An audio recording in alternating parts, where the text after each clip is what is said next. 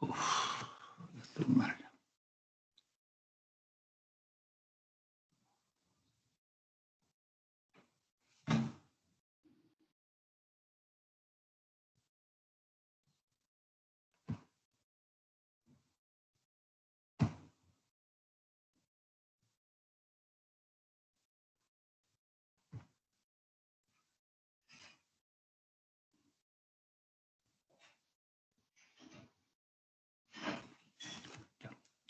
¿Ven la diapositiva? ¿Sí? Sí, profe. Sí, profe. Ya, estamos ok, ¿no? Aquí está toda contenida la clase número 2 de viernes 19 de marzo, ¿no? Aquí están los objetivos, ¿no? Conocer primero las características fundamentales de las cargas eléctricas, ¿no? Determinar, el segundo objetivo, determinar el estado de electrización de un cuerpo utilizando los métodos que nosotros desarrollemos en las clases, ¿no? Y tercero, si es que alcanzamos calcular la diferencia entre cargas puntuales aplicando leyes de Coulomb y superposición. Fundamentalmente de estos tres objetivos, ¿no? Dos son importantes, ¿no? La verdad que los tres, pero en términos de evaluación, para considerarlos como evaluación, para evaluación son el 2 y el 3, ¿no? Siempre van a venir preguntas en las pruebas, ¿no? Sobre la electrización de los cuerpos. Una o dos preguntas vendrán siempre, ¿no? Y lo mismo respecto de la ley de Coulomb y superposición. Primero que todo, el concepto de carga eléctrica, pero nosotros no vamos a definir carga eléctrica, simplemente la caracterizamos a través de un conjunto de propiedades. Electrización de cuerpos, veremos tres métodos fundamentales: flotación, contacto e inducción. Que tratar de entender muy bien en qué consiste cada método, ¿no? Cómo diferenciar cada uno de otro. Y por último, ley de Coulomb, ¿no? La ley de Coulomb, ¿no es cierto?, establece, digamos, una relación cuantitativa para poder determinar la fuerza que hay, la fuerza eléctrica que existe entre cargas puntuales, ¿no? Veamos primero el concepto de carga eléctrica, ¿no? Ya les dije, ¿no es cierto?, que fundamentalmente este no es un concepto que se define, ¿no? Se caracteriza, como por ejemplo cuando uno dice velocidad, desplazamiento partido por tiempo, es una definición de velocidad. Y no hay algo así para el concepto de carga eléctrica. Lo vamos a retrasar más adelante cuando veamos el concepto de intensidad de corriente, ¿no? El electromagnetismo, ¿no es cierto?, es una teoría que fue desarrollada más o menos hace unos 200 años atrás, ¿no? Es producto de la colaboración y del trabajo de muchos científicos: Coulomb, Bohr, Gauss, Ampère, Biot-Savart, Maxwell, Faraday, Lenz, por citar algunos, ¿no?, que establecieron las leyes fundamentales que forman esta teoría electromagnética, ¿no? Obviamente, ¿no es cierto?, esta teoría electromagnética tiene una aplicación práctica vasta, ¿no?, amplia. Nuestra sociedad tecnológica está basada fundamentalmente en los conceptos de la electrodinámica o del electromagnetismo, ¿no? Todo funciona en base a la electricidad. Entonces, no está de más, ¿no es cierto?, tratar de recalcar la importancia que tiene, digamos, este tema como dentro del campo de la física, ¿no? Pueden ustedes observar que la cantidad de aplicaciones es inmensa, ¿no? Los televisores, los computadores, ¿no es cierto?, los celulares, las cocinas, las planchas, los refrigeradores, todo lo que usted quiera usar actualmente está basado en un conocimiento de electromagnetismo. Nosotros vamos a desarrollar una teoría electromagnética clásica, no relativista, ¿no?, solamente clásica. Es lo que está contemplado, ¿no es cierto?, para esta carrera de pregrado. Los primeros conocimientos, ¿no?, acerca de la electricidad, ¿no?, devienen de tiempos muy antiguos, ¿no? Cuando en un principio se trabajaba con un material llamado ámbar. ¿No? El término electrón, que es el nombre dado a la partícula, a una de las partículas fundamentales, ¿no?, que forma el átomo, significa justamente ámbar. Es una resina fósil. Ahí al lado hay una gráfica, una figura de eso, ¿no?, que es fácilmente electrizable. Entonces se entretenían en ese tiempo frotando ámbar, ¿no?, con diversos cuerpos, ¿no?, y lo utilizaban, digamos, después de frotarlo, para atraer pequeños cuerpos muy livianos, ¿no? Plumitas, por ejemplo, pajitas, etc. ¿no? Allá se remontan los primeros estudios, ¿no?, acerca de del electromagnetismo, ¿no?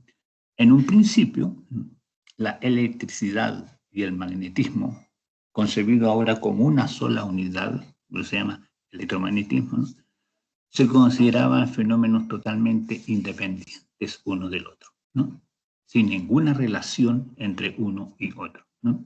Pero con el avance de la ciencia, con el avance de los conocimientos y las nuevas experiencias, se logró llegar a identificar, ¿no?, que la electricidad y el magnetismo son dos entidades que van unidas, no pueden estar una sin la otra. Ya lo vamos a ver un poco más adelante.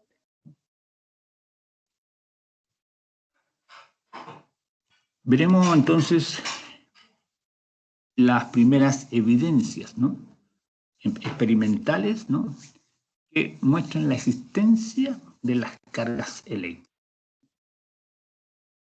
Entonces hay ciertos experimentos que son muy simples de hacer, ¿no?, rutinarios, ¿no? Generalmente todos los profesores utilizamos, ¿no?, estos experimentos porque son sencillos de hacer, ¿no?, en las clases, para justamente mostrar la evidencia empírica de la existencia de las cargas eléctricas, ¿no? Para eso se trabaja, digamos, fundamentalmente con varillas que pueden ser de plástico o de vidrio. Y algún material, digamos, como por ejemplo lana, ¿no?, seda o también piel de gato, ¿no?, que es súper buena para poder frotar cuerpos y electrizarlos, ¿no? Nuestra primera experiencia se va a referir, digamos, a varillas de caucho o varillas de plástico. Estas varillas, por ejemplo, funcionan súper bien. Por ejemplo, qué sé yo, lo que usamos, digamos, para hacer las instalaciones eléctricas, ¿no? Esos tubos de color naranja funcionan súper bien. Entonces, ¿no es cierto?,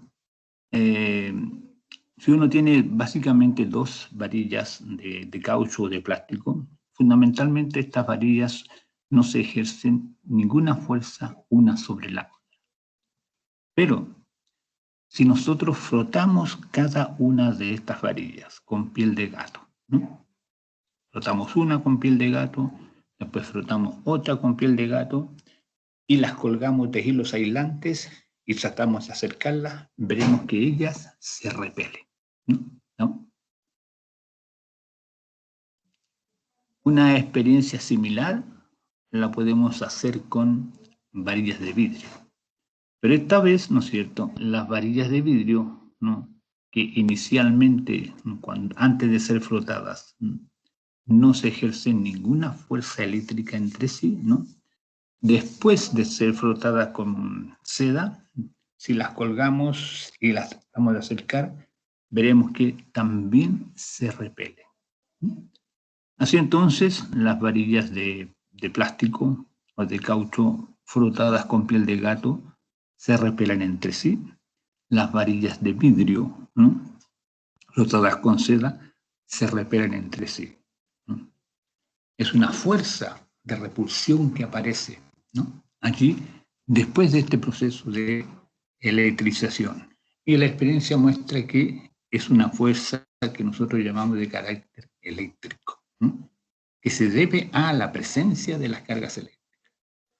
Ahora, ¿no es cierto?, si nosotros tomamos una varilla de vidrio frotada con seda y una varilla de plástico de caucho frotada con piel de gato, y las colgamos de hilos aislantes y tratamos de acercarlas, veremos que ellas se atraen, ¿no? Esta experiencia, entonces, ¿no es cierto?, que se hace con estos objetos, se puede hacer con otro tipo de objetos, ¿no? Pero cuando uno lo hace una y otra vez, siempre va a aparecer la misma situación. Así entonces, la experiencia nos muestra, por un lado, ¿no?, la existencia de una fuerza que puede ser de atracción o de repulsión, ¿no? ¿Estamos? Lo que indica entonces que hay dos tipos de carga eléctrica, ¿no? Hay un tipo de carga eléctrica que es la que adquiere la varilla de caucho y otro tipo de carga que es la que aparece en la varilla de vidrio. Entonces, obviamente, ¿no es cierto?, de la experiencia nosotros podemos rescatar que cuando los cuerpos, ¿no es cierto?, tienen el mismo tipo de carga, la que tiene la varilla de vidrio o la que tiene la varilla de caucho, ellos se repelen. Y cuando estos cuerpos tienen, ¿no es cierto?, tipos de carga o clases de carga diferentes, uno similar a la que tiene la de vidrio, otra similar a la que tiene la de caucho, estas se atraen, ¿no? De aquí, ¿no es cierto?, se obtiene una ley empírica general, ¿no?, que dice que los cuerpos cargados de la misma clase, ¿no?, o del mismo tipo, se repelen entre sí. Los cuerpos cargados con clases de carga distintas se atraen entre sí, ¿no? Esta es la primera ley fundamental y de carácter empírico que nosotros vamos a utilizar. Y esta fuerza, que aparece mágicamente en estos cuerpos frotados, decimos que es una fuerza de carácter eléctrico, ¿no?, debido a la presencia de cargas eléctricas. ¿Alguna pregunta al respecto?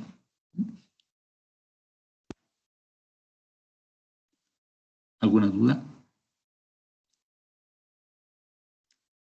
Todo claro hasta aquí, profesor. No. Ok. La carga eléctrica, ¿no?, que es la responsable de esta fuerza, es una característica, es una propiedad de la materia. La tiene la materia. Pero ¿dónde está? ¿En qué parte de la materia está?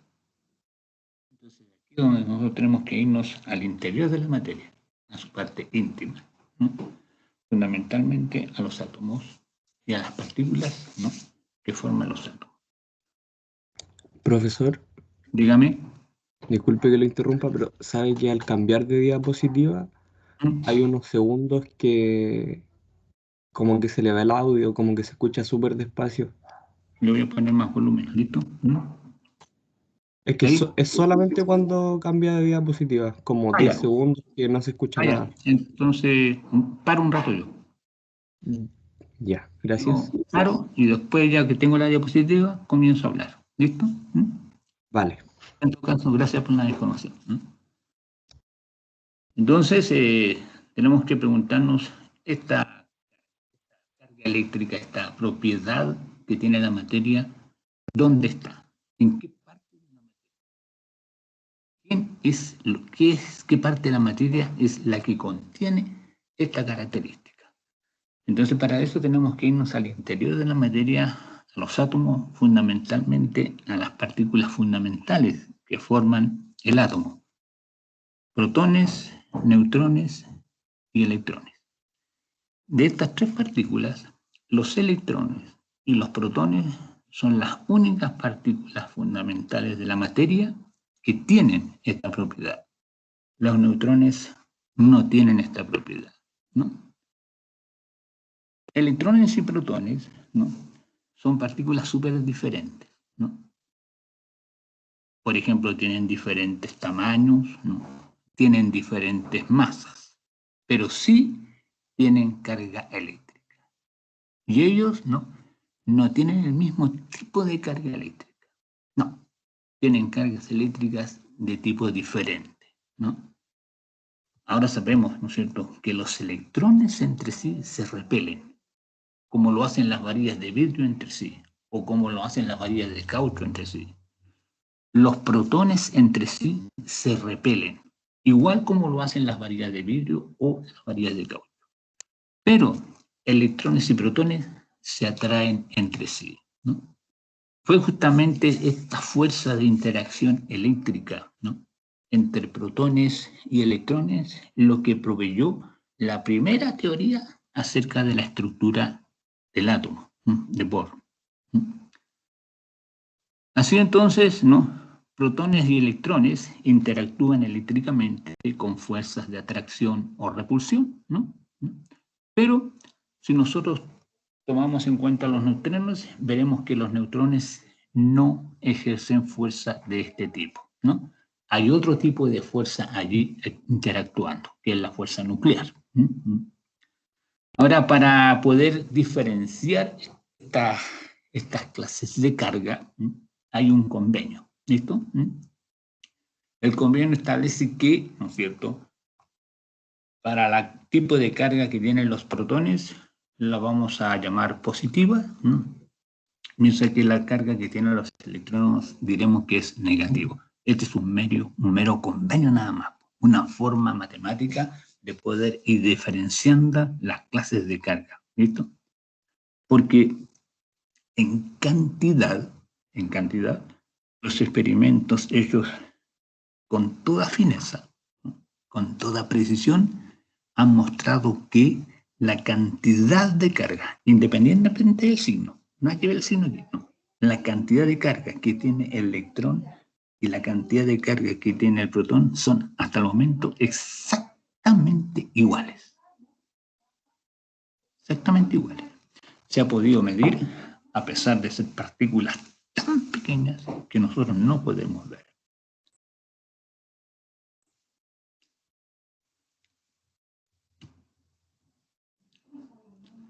Por lo tanto, entonces, habiendo tantos, miles de millones de electrones, miles de millones de protones en la materia, ¿no es cierto?, la materia exhibe esta propiedad de carga eléctrica justamente por la presencia de electrones y protones. Son ellos los que definen el comportamiento eléctrico de la materia. Allí está la propiedad. Ve usted que esta es una mera descripción cualitativa, ¿no?, pero acá no hay una definición propiamente tal del concepto de carga eléctrica. Ya hay muchos conceptos en física que nosotros lo trabajamos de esa manera.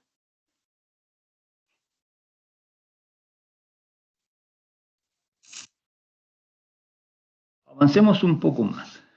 Vamos a los cuerpos cargados eléctricamente, ¿no? Como los cuerpos materiales, tienen protones y electrones, entonces, ¿no es cierto?, tienen carga eléctrica. Ahora, sabemos que la cantidad de carga eléctrica que tiene un protón y un electrón son exactamente iguales. Si tuviéramos solamente esas dos partículas, un protón y un electrón, ¿no?, eso no significa que no existe carga, existe. Está el protón y está el electrón. Pero la carga neta es cero, porque la cantidad de carga positiva que aporta el electrón hay que sumarla con la misma cantidad de carga negativa que tiene el electrón. Y esa suma nos da cero. Por ejemplo, si uno nos da más Q y la otra menos Q, la suma nos da cero. ¿Ve? Entonces la carga neta en ese caso sería cero. Por lo tanto, ¿no es cierto?, si nosotros queremos saber la cantidad de carga que tiene un cuerpo cargado eléctricamente, un cuerpo material, tenemos que sumar, ¿no es cierto?, todas las cargas que tienen todos los protones, sumar todos los electrones y ver cuánto hay en total. Ahora esa tarea es una tarea titánica porque la cantidad de partículas fundamentales que hay es enormemente grande, ¿no? El cuerpo, ¿no?, se dice que es neutro cuando la cantidad de carga aportada por los protones es exactamente igual a la cantidad de carga aportada por los electrones. Si hay un déficit de una de ellas, entonces el cuerpo se dice que está cargado eléctricamente. Por ejemplo, si hay un déficit de electrones, significa que hay más protones que electrones, el cuerpo se dice cargado positivamente. Si hay un déficit de protones, ¿no?, o sea, hay más electrones que protones, entonces se dice que el cuerpo está cargado negativamente, ¿no? Los cuerpos neutros, ¿no?, significa que tienen igual cantidad de carga protónica y electrónica, de tal manera que la suma es 0. Esta carga eléctrica, ¿no es cierto?, es algo, digamos, que uno puede transferir de un cuerpo a otro, ¿no? Veremos algunas propiedades, ¿no?, de la carga eléctrica. Una primera propiedad fundamental de la carga eléctrica es la cuantización de la carga. Claro, algunas veces uno puede pensar esta carga eléctrica algo así como un fluido continuo, ¿no? ¿No es cierto? Pero no es así, ¿no? Si nosotros comenzamos un cuerpo a dividirlo y tratar de medir la carga que tiene de cada uno de los pedazos, veremos que vamos a llegar al final hasta el átomo. Ya al dividir el átomo tendremos que extraer los protones, los electrones y los neutrones, ¿no? Pero los electrones son todos iguales entre sí, son partículas idénticas. Los protones son todos iguales entre sí, son partículas idénticas. Lo mismo ocurre con los neutrones, ¿no? Y nos vamos a encontrar con el hecho de que la mínima carga o la carga mínima que existe en la naturaleza es la carga del electrón o equivalente a la del protón. No hay partículas fundamentales en la naturaleza que tengan cargas que sean una fracción de la carga del electrón. No se puede. No puede haber una partícula, ¿no es cierto?, fundamental que tenga una carga, por ejemplo, que sea la mitad del electrón, 2/3 del electrón o 3,8 del electrón. No. O se tienen 2 veces el electrón o 1000 veces el electrón o 10.000 veces el protón. Exactamente, de esa manera, ¿no? Todo cuerpo que esté cargado, su carga Q, la letra Q se usa para indicar la cantidad de carga. Esa cantidad de carga Q siempre se va a expresar como un múltiplo entero de la carga electrónica. ¿Listo? A eso se refiere, digamos, este proceso de cuantización.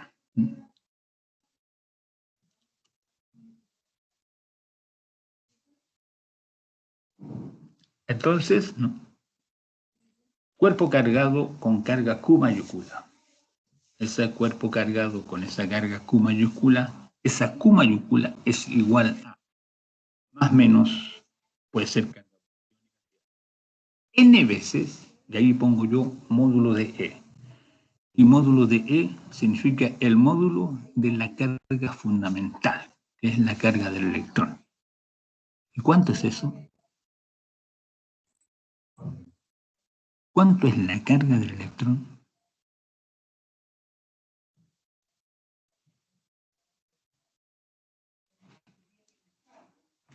Entonces,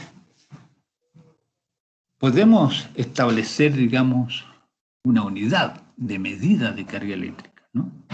Bueno, ya la tenemos. La unidad de medida es la carga del electrón.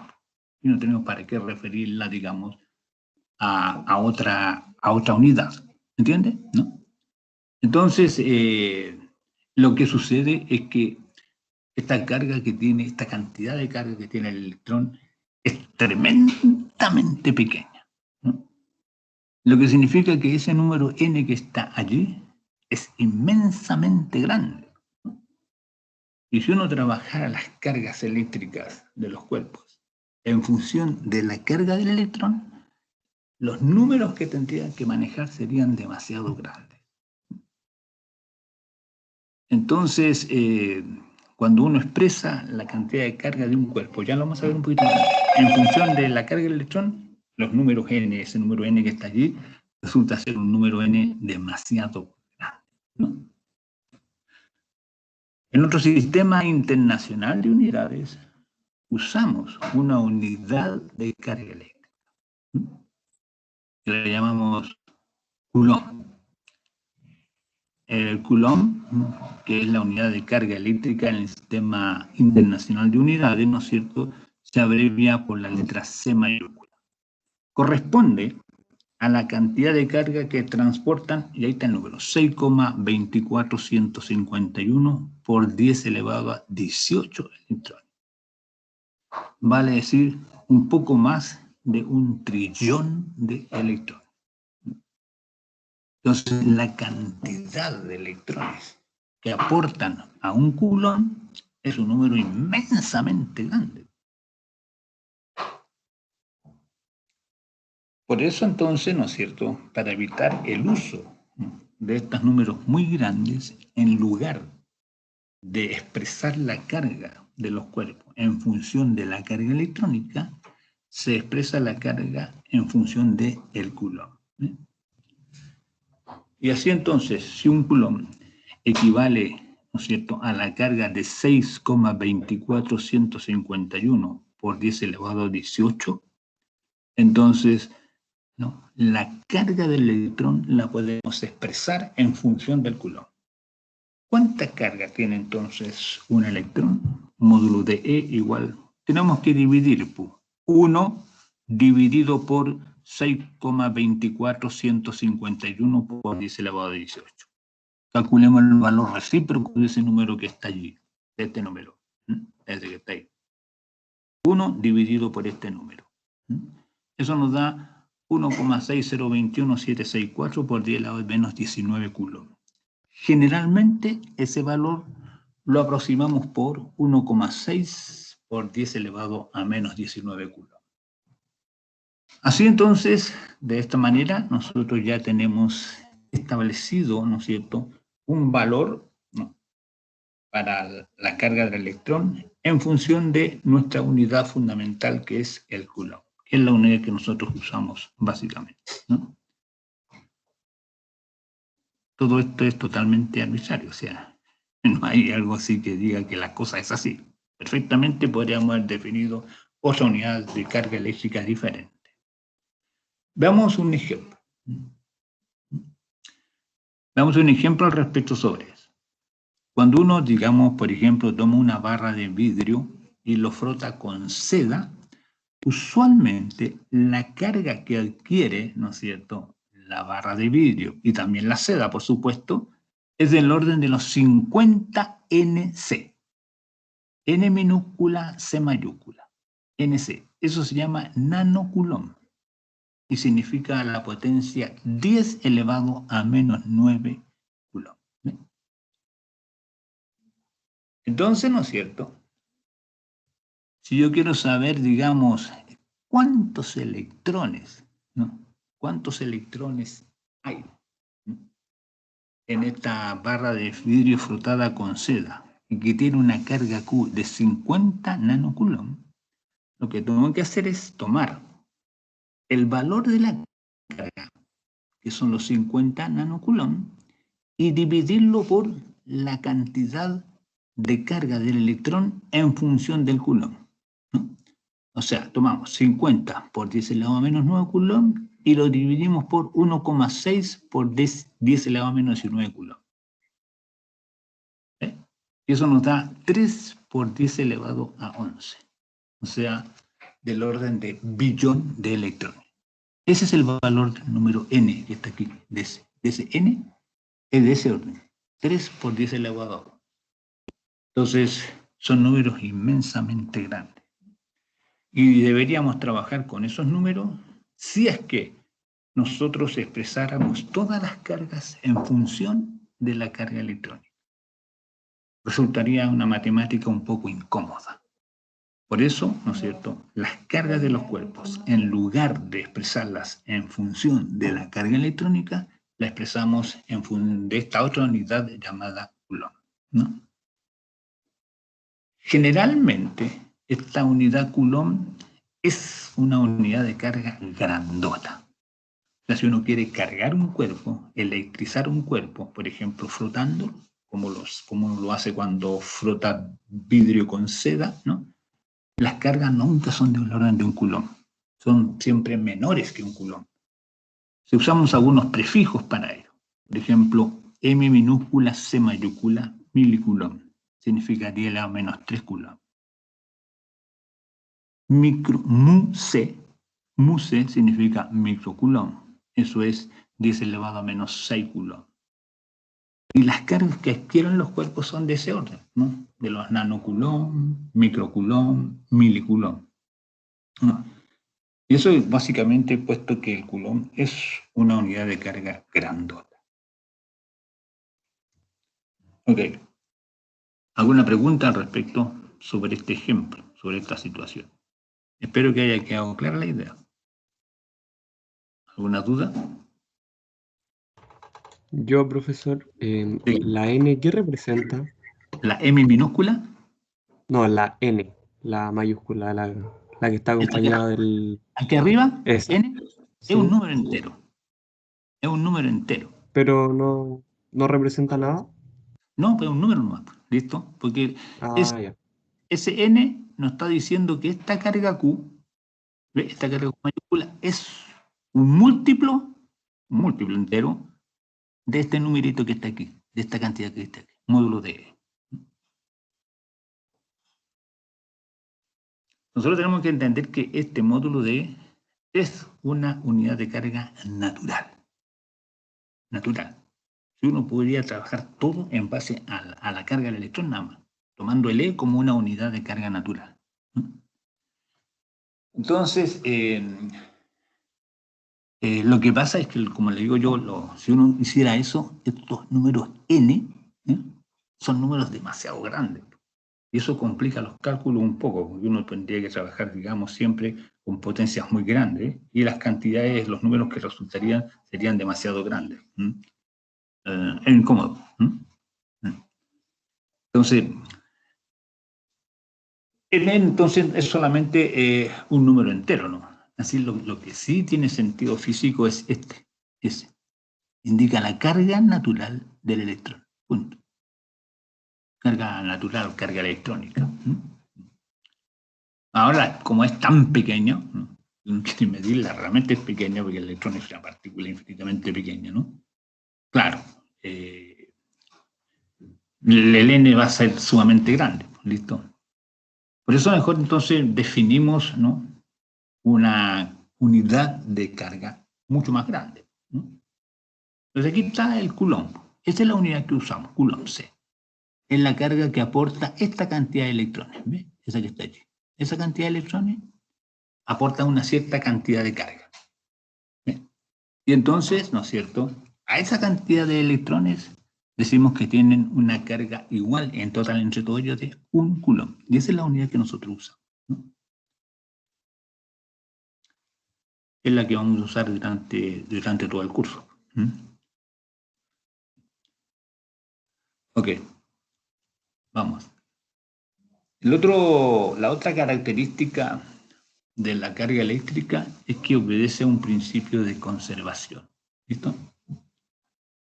Como el caso de la energía, ¿no?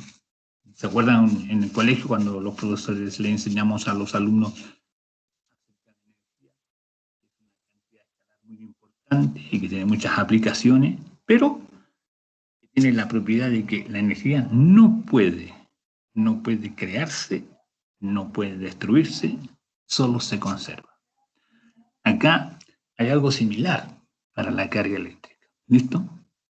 Por ejemplo, cuando nosotros frotamos una varilla de vidrio con seda, o cuando frotamos, por ejemplo, una varilla de caucho con piel de gato, ¿no es cierto?, aparece, ¿no?, aparece tanto en la varilla de vidrio como en la seda una carga eléctrica.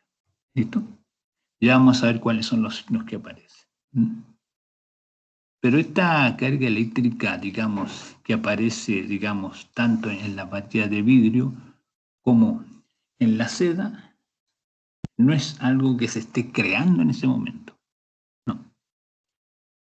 Porque en este caso, digamos, ¿no?, la carga que adquiere la varilla de vidrio es en cantidad exactamente igual a la que adquiere, digamos, la seda. ¿Sí? Solo que difieren en signo. Entonces, ¿qué pasa? ¿Quién está hablando?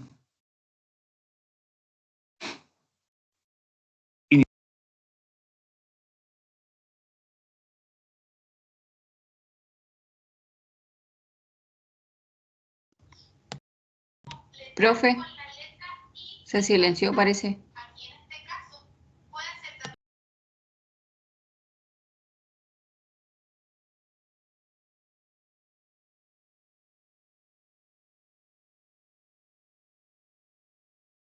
Ya, ahora sí.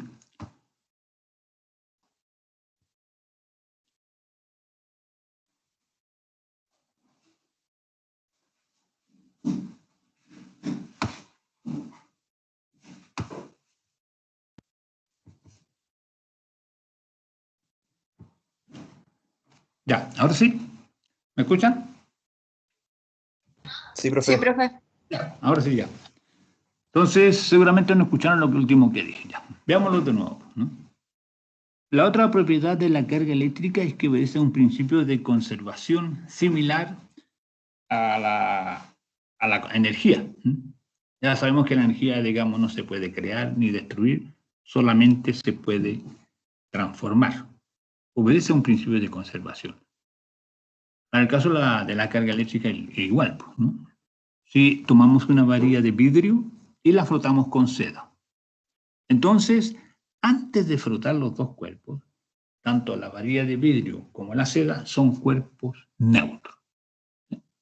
Pero al frotarlo, así mágicamente, en la varilla de vidrio aparece una cierta cantidad de carga y en la seda aparece otra cantidad de carga. ¿Listo? Pero la experiencia nos muestra que la cantidad de carga que adquiere la varilla de vidrio y la cantidad de carga que adquiere la seda son numéricamente iguales y de signos opuestos.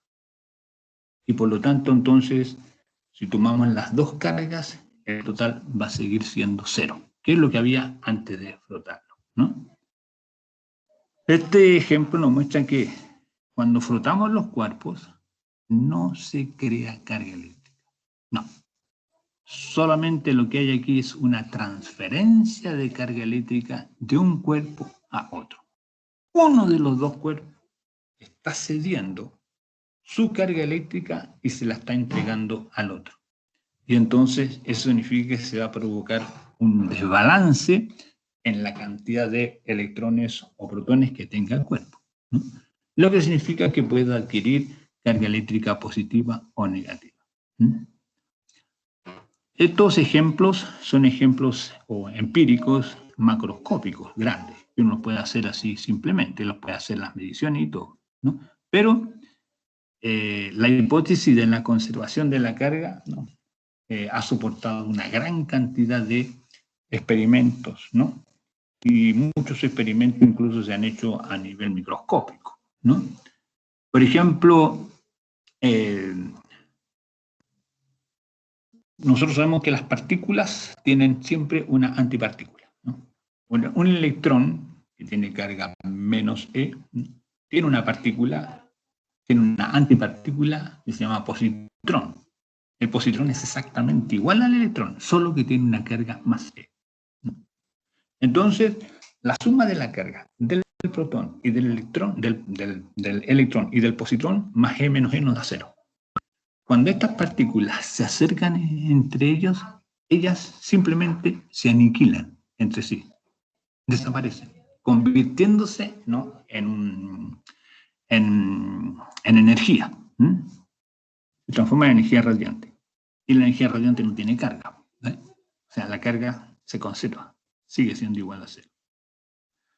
Otro ejemplo tiene que ver que se puede encontrar, está en las desintegraciones nucleares, ¿no?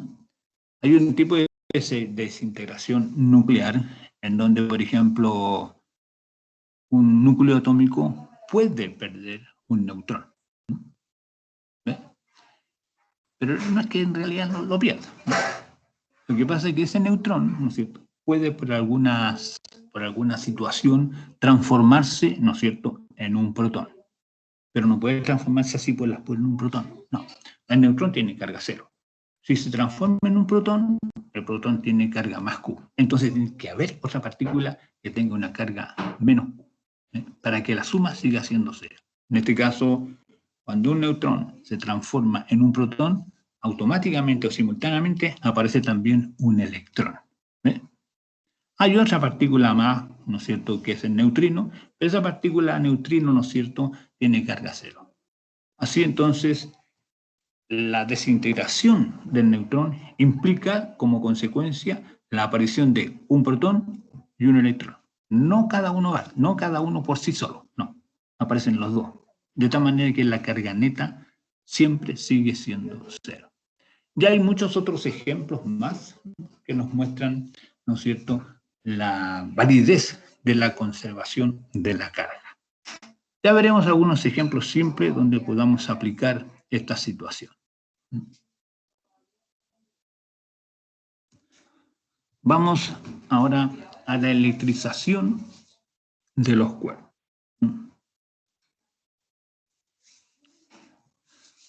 En la naturaleza, los cuerpos generalmente aparecen en forma neutra. Y uno tiene que, de alguna manera, electrizarlos, dotarlos de carga. Para poder dotarlos de carga eléctrica, hay que provocar un cambio en la cantidad de protones o electrones. Lo que se hace usualmente es cambiar la cantidad de electrones y no de protones. Los protones no los podemos mover, salvo que bombardeen, ¿no es cierto?, con partículas muy rápidas los núcleos atómicos. Y eso uno puede hacer una experiencia así como así nomás. Y eso se hace en las centrales nucleares, allí, ¿no? En los reactores nucleares, ¿no es cierto?, en los aceleradores de partículas, ahí se hace eso. Pero en la práctica no, ¿no? No podemos, ¿no es cierto?, cambiar el núcleo, entrar al núcleo atómico y sacar, cambiar la cantidad de protones, porque eso significa destruir la materia, ¿no?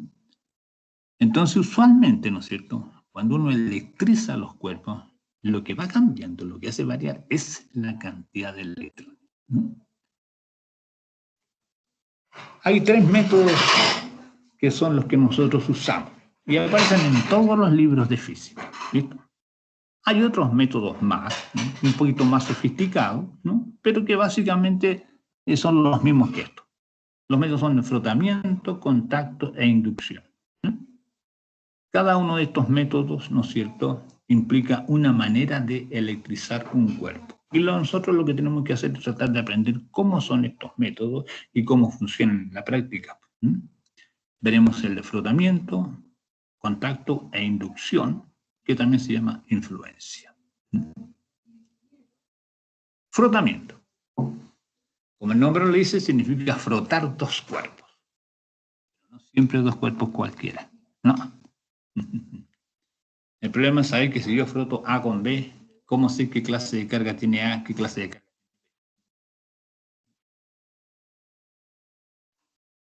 Si nosotros tomamos dos cuerpos eléctricamente neutros, ¿no?, cuando estos se frotan entre sí, los cuerpos se cargan eléctricamente, adquieren carga eléctrica, uno con carga positiva y el otro con carga negativa. Es lo que sucede en la barra de vidrio frotada con seda. ¿Ve? Acá lo que se produce en este caso es una transferencia de carga. Ya la experiencia lo indica. ¿Listo? Se ha hecho tantas veces, se ha comprobado, ¿no? Hay una transferencia de electrones de la barra de vidrio al paño de seda, y no al revés. ¿Listo? Lo mismo sucede, por ejemplo, cuando uno frota un lápiz de pasta con un paño de lana. En este caso, ¿no es cierto?, la transferencia de electrones es del paño al lápiz.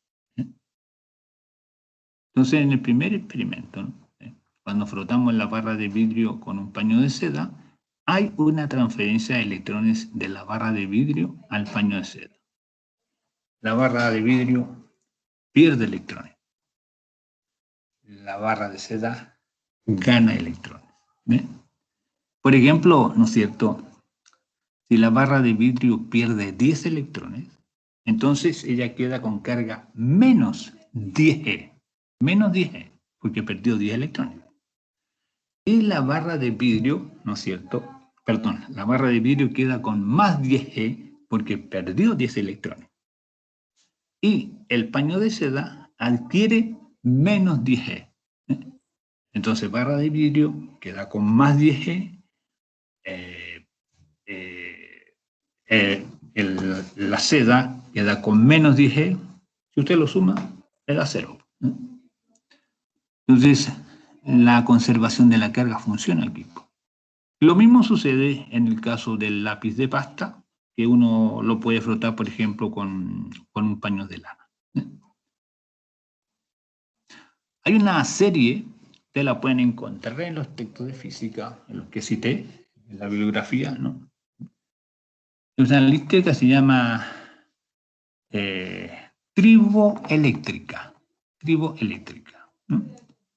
Esta es una ordenación que se hacen de los materiales de izquierda hacia la derecha. De izquierda, en una línea horizontal se van colocando los elementos, uno al lado del otro, ¿no? ¿Sí?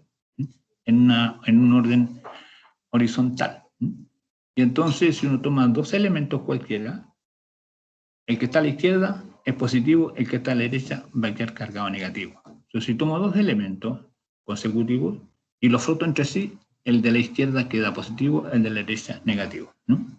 Ya está ordenado, ya se está hecha esa lista ya. Ustedes la pueden ver en cualquier texto o la pueden encontrar en internet, le ponen allí nomás serie triboeléctrica.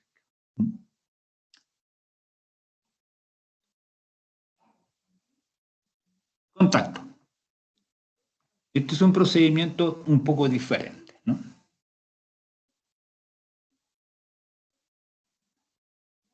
Pero a diferencia, digamos, del frotamiento, ¿no?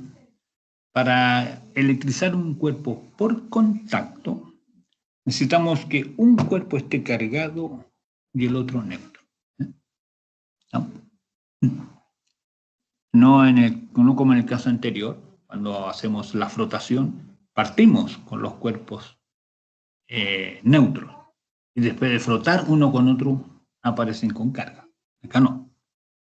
Acá tenemos un cuerpo cargado, tenemos otro neutro. Y con ese cuerpo cargado queremos electrizar el cuerpo neutro. Entonces, ¿no es cierto?, lo vamos a hacer con el siguiente ejemplo. ¿Ve? Tomamos una barra de vidrio electrizada positiva, como la barra de vidrio que sostiene la mano ahí, en la figura izquierda. Y al lado izquierdo tenemos un péndulo. ¿Ve? Ahí está el péndulo. Ese péndulo es un hilo de nylon aislante y abajo, aquí abajito, le colocamos una esfera de Plumavit. Pero esa esfera de Plumavit la forramos con papel de aluminio. Ya si usamos en la cocina. ¿Listo? Le hacemos un envoltorio así. Tiene que ser liviano. Por eso le hacemos la esfera de Plumavit para que se mueva apenas aparezcan las fuerzas. Y a esta esfera de Plumavit, ¿no es cierto?, con un envoltorio de aluminio, de papel de aluminio, a esta le acercamos, ¿no?, esta barra cargada. Esta está cargada, pero esta está neutra. Sin embargo, cuando esta se la acercamos a la esfera, ¡pum!, la atrae. ¿Cómo se explica eso? ¿Cómo es posible que un cuerpo cargado positivamente pueda atraer un cuerpo neutro? ¿Acaso no habíamos dicho que los cuerpos positivos atraen solamente a los negativos?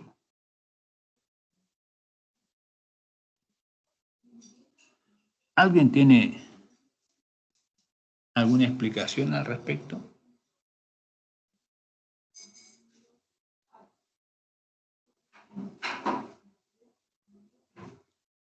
Pregunto. ¿Alguien me puede explicar cómo es posible que un cuerpo cargado pueda atraer un cuerpo neutro? La esfera se polarizó. Correcto. Hay lo que se llama una polarización de la carga en la esfera. Ya lo vamos a sacar un poquito más adelante para ver esto, ¿no? Pero cuando la barra de vidrio cargada atrae la esfera toca a la barra de vidrio. La esfera está neutra y entra en contacto con la barra de vidrio. Al entrar en contacto, ¿qué va a suceder?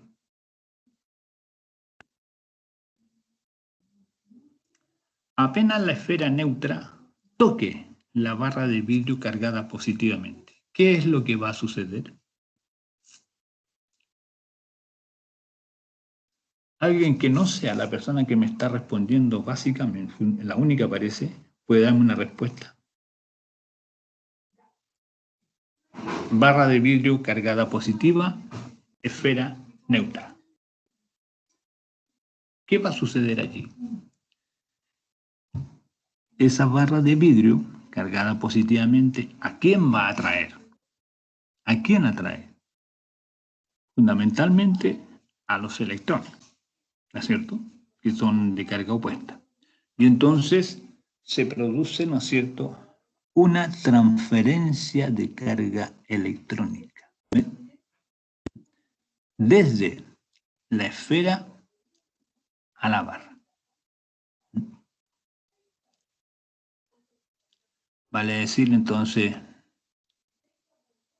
la esfera de pluma B pierde electrones, transfiere electrones a la barra. La cantidad de electrones que se transfiere no es suficiente como para anular la carga positiva, o sea, la barra de vidrio va a seguir cargada positivamente, con menos carga, pero va a seguir teniendo carga positiva. Pero esa esfera de pluma B, como pierde electrones, queda cargada positivamente, ¿no? Y así entonces la esfera con carga positiva y la barra de vidrio con carga positiva se repelen, ¿eh? De esta manera entonces la esfera de vidrio cargada atrae la esfera neutra, entran en contacto, hay transferencia de carga, transferencia de electrones de la esfera a la barra de vidrio, la esfera queda cargada positivamente, barra de vidrio cargada positivamente, se repelen. Y entonces, ¿no?, la esfera se aleja, ¿no?, de la barra de vidrio. Un ejemplo espectacular de esto está en la figura derecha, ¿ve? Mire lo que pasa con la cabellera de esta mujer, ¿ve? ¿Por qué sucede eso? Ella toca, ¿no es cierto?, lo que se llama la esfera de un generador de Van de Graaff. El generador de Van de Graaff, aquí en la laboratorio de física de la Universidad Católica del Maule, hay 2 generadores y se usan para hacer experimentos. Este generador, lo que se hace es lo siguiente, ¿no? Hay una correíta aquí en esta parte que va trayendo carga electrónica, ¿no?, de abajo hacia arriba y va cargando esta esfera. Esta esfera se va cargando, ¿eh? ¿Ve? Entonces, claro, si esta persona con su mano toca esa esfera, tiene que tener pie aislado del suelo, ¿listo? Usualmente se hace cuando uno tiene zapatos de goma, con goma. En general hay se colocan uno en el suelo, se coloca goma, ¿eh?, para aislar el sistema. Entonces, cuando esta persona toca esta esfera cargada, ¿ve?, ella, si esta esfera, por ejemplo, está cargada negativamente, ¿no?, los electrones pasan a la persona, ¿no?, y toda la persona se carga negativamente. Entonces, como los pelos se cargan negativamente, estos se repelen entre sí. Por eso, ¿no es cierto?, aparece ese peinado espectacular allí, tan pronto tocamos, digamos, la esfera. Algo similar sucede, ¿no es cierto?, si la esfera está cargada, digamos, positivamente. En este caso, ¿no es cierto?, la transferencia de electrones será desde la persona hacia la esfera. Es un ejemplo, ¿no es cierto?, de una electrización. La persona se electriza, ¿no es cierto?, producto del contacto. Exige tomar, ¿no es cierto?, ponerse en contacto con un cuerpo carga. Ya.